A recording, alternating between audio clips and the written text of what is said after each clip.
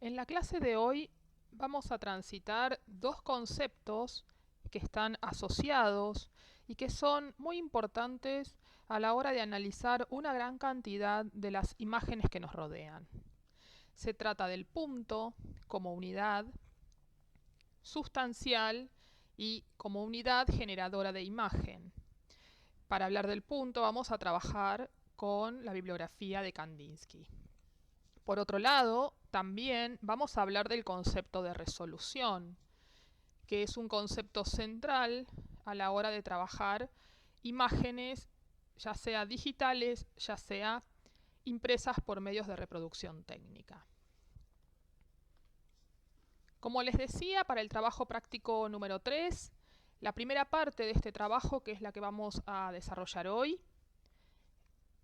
va a referir a la bibliografía de Kandinsky en su libro Punto y línea sobre el plano. Vamos a trabajar el capítulo referido al punto y lo que se les va a pedir a ustedes en el trabajo es que hagan una síntesis de los principales aspectos que analiza Kandinsky en función del punto y muy especialmente hacer referencia a los dos tipos de puntos que menciona Kandinsky.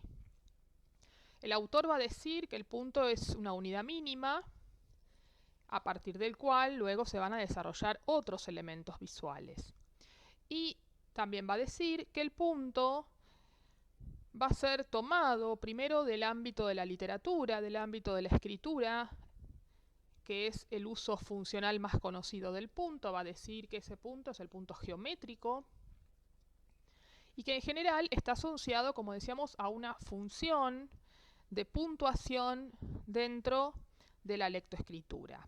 Ese punto geométrico que menciona Kandinsky es un punto, va a decir, que tiene una forma circular y que, como decíamos, está asociado a una función. Pero también el autor va a referir a que si nosotros extraemos ese punto de esa funcionalidad lingüística y lo llevamos al campo de la imagen, va entonces a avanzar, va a desarrollarse, y ahí el autor empieza a definir lo que va a considerar el punto matérico, es decir, el punto como el elemento del lenguaje visual. Ese punto matérico lo va a caracterizar, justamente va a decir que puede adoptar múltiples formas.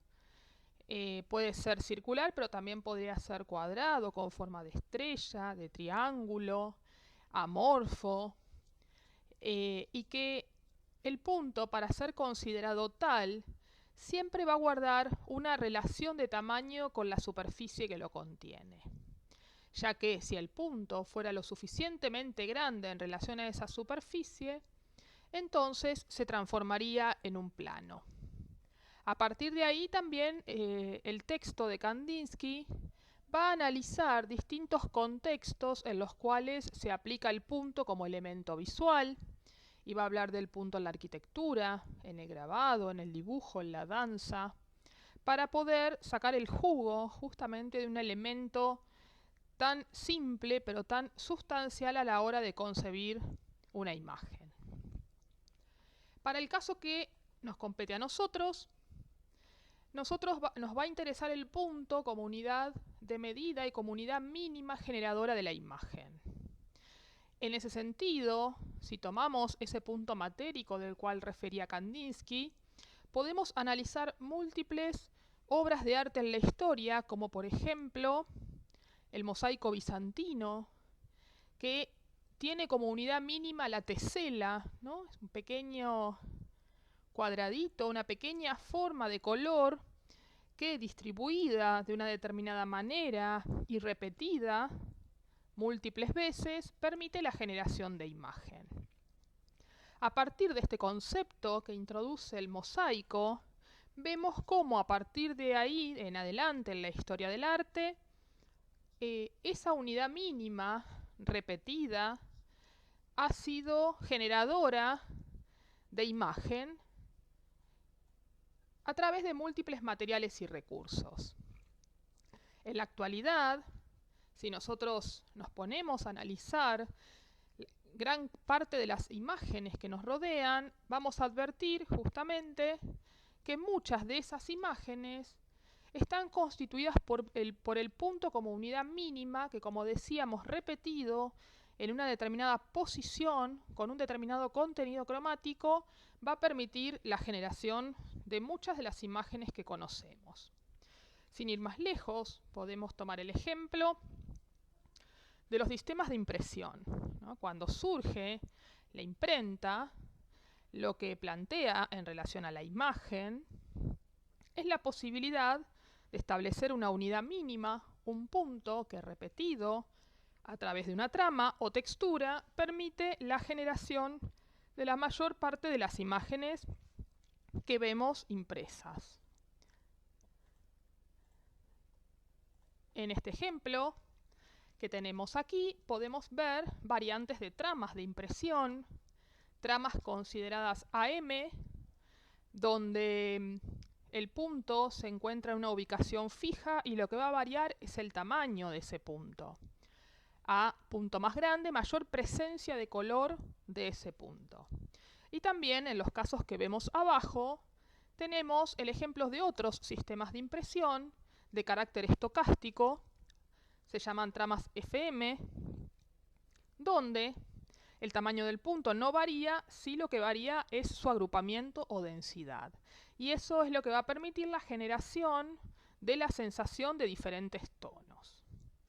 Si llevamos esto a otros ámbitos como es el digital y los soportes digitales, que en su gran mayoría tienen a la pantalla o monitores como protagonistas de soportes de imagen, vamos a ver que este principio que ya conocemos en el ámbito impreso, en el ámbito analógico, también existe en el ámbito digital a través del uso de color luz. Vemos aquí una imagen en primer plano de una pantalla con tres luces, rojo, verde y azul, que son las que conforman la luz blanca, y a partir justamente de este módulo que es el punto de luz organizado en tríadas, permite reproducir todas las imágenes que vemos en nuestras pantallas. Si tomamos el ejemplo de algunos artistas que relevan esta característica básica de la mayor parte de las imágenes que se desarrollan a partir de distintos medios de reproducción, ya sea impreso, ya sea digital, vemos en este caso una imagen configurada por píxeles de imagen, y que claramente va a depender de la cantidad de unidades mínimas que yo tenga, la capacidad de descripción de detalle. Esto, dicho en términos de imagen digital, le vamos a llamar resolución. En el trabajo práctico 3 que ustedes van a desarrollar, la propuesta es hacer de forma manual, vamos a generar una misma imagen con distintas resoluciones. Es decir, vamos a tomar una unidad mínima, que va a ser el cuadrado, vamos a tomar una grilla con múltiples y organizados unidades de cuadrados, y lo que vamos a desarrollar son tres grillas diferentes que se van a referir a tres resoluciones diferentes. Cuando el punto, la unidad mínima de esa grilla es más pequeño, permite mayor cantidad de puntos totales y por lo tanto mayor detalle.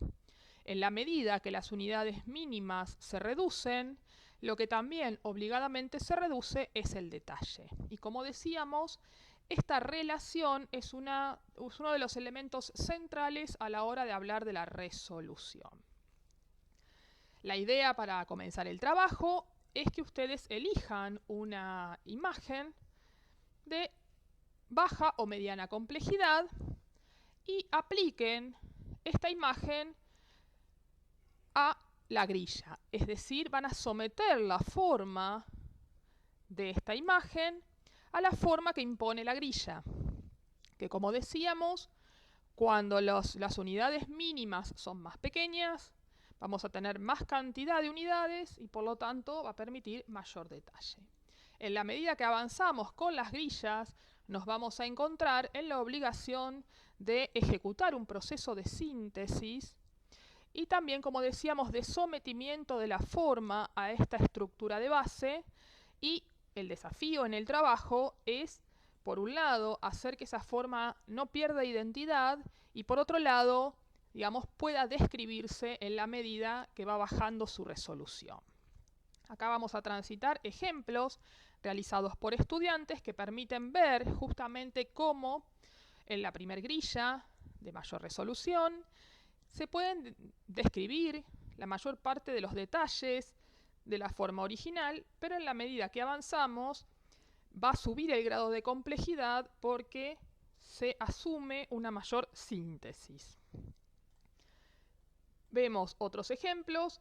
Aquí también, dentro de los procesos, ustedes van a poder elegir resoluciones por plano, resoluciones por línea, resoluciones combinadas, ver qué nivel de detalle se va a desarrollar en cada una de las instancias. Aquí tenemos el ejemplo de un reloj, que es una forma con cierta complejidad. Vemos la necesidad de trabajar la simetría, de trazar un eje axial y que a ambos lados de ese eje la imagen se desarrolle justamente con la misma morfología, es decir, de forma simétrica. Y vamos a ir viendo en la medida que avanzamos en el desarrollo de las grillas la necesidad de eliminar detalles y de buscar justamente, bueno, cómo uno desarrolla o describe la forma a pesar, digamos, de las grillas de menor resolución. Vemos aquí un ejemplo que no es el más aconsejado, que es que partan de una ilustración. La idea es que trabajen con fotografías para que ustedes puedan apropiar del proceso y hacer la interpretación. De todas formas, vemos como en este caso algunas ilustraciones tienen un nivel de complejidad que para el caso mantienen, digamos, el objetivo. Y como cierre de esta explicación, vamos a revisar la tarea que tienen que realizar, ¿no? Hoy les mando este primer video con una referencia al texto de Kandinsky que tienen que leer y tienen que sintetizar. Y por otro lado, la tarea práctica es, en primera instancia, seleccionar imágenes plausibles de ser aplicadas o sometidas a este proceso de síntesis por trama. Para ello les voy a pedir que seleccionen, manden imágenes y podamos elegir juntos. Luego, una vez que tienen la imagen definida, van a comenzar utilizando la grilla de mayor resolución, es decir, de unidades más pequeñas, que es la grilla que les va a permitir más detalle. La idea es que vayan de mayor complejidad a menor complejidad, de mayor descripción a mayor síntesis. Como les decía, en el paso 3, una vez que tengamos resuelta la primera grilla, recién ahí vamos a pasar a la segunda y, como ustedes van a ir viendo, cada grilla les va a exigir una mayor tarea de síntesis. Bueno, espero que les haya quedado claro y luego seguimos con el otro punto de esta unidad referido al concepto de resolución.